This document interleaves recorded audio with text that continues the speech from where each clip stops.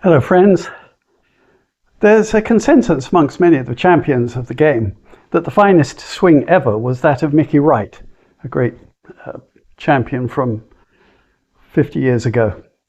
And I'm going to use Mickey Wright's swing and the photographs in it, in her wonderful book, Play Golf the Right Way, to illustrate something about timing.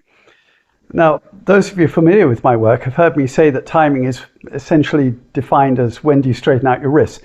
But it won't come as a surprise to you that I actually think it's slightly more complex than that. But not an enormous amount, because it only really needs to add one more feature to be, I think, a more fully developed concept. All sports talk about timing. The timing of a golf swing is all devoted to the point of impact, naturally enough. And so you'll see with Mickey Wright's swing, which by the way was the inspiration for my mother learning golf in the garage at home in Scotland when I was a boy.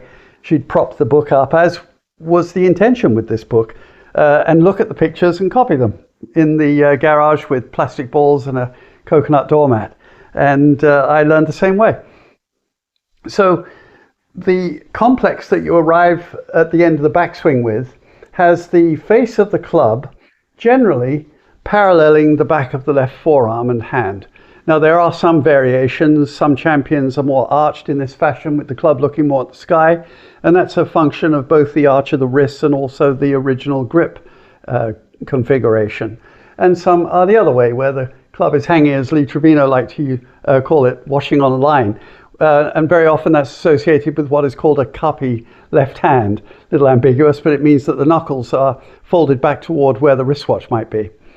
Either way, those variations are not huge, but that's the general position that you'll achieve at the end of the backswing. And the right elbow might be pointing out a little, as Jack Nicklaus was somewhat unkindly accused of doing. And then you'll find with Ben Hogan, of course, he had it tucked in permanently and intentionally held there. Either way, when they start down, this elbow ends up tucked under this one, and you're pulling.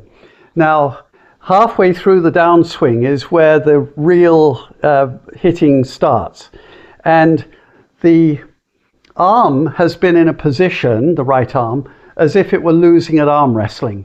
But it's going to straighten out. So halfway through the downswing, the club's still looking at the sky, and it looks like it should just shoot the ball straight to the right.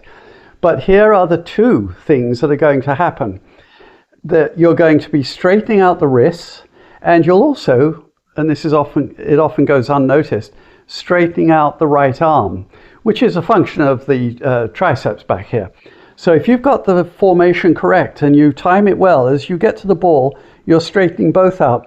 Now the reason for that is that you're trying to deliver a blow that overcomes the resistance of the golf ball. The ball and the club don't know which one is moving at what speed, or if either is or both are moving. So the ball is going to be impelling the club that way, while we're trying to use the club to impel it that way. And so we want the most stable environment, the most inexorable movement of the club going through the ball to allow the ball to squash and bounce off and not either deflect or have the club ricochet back with a loss of power that would be associated with that. So we're timing it so that as we go through the ball, the wrists are straightening and the right arm is straightening to create that most powerful platform for the ball to bounce off in an efficient and consistent way, and a powerful way.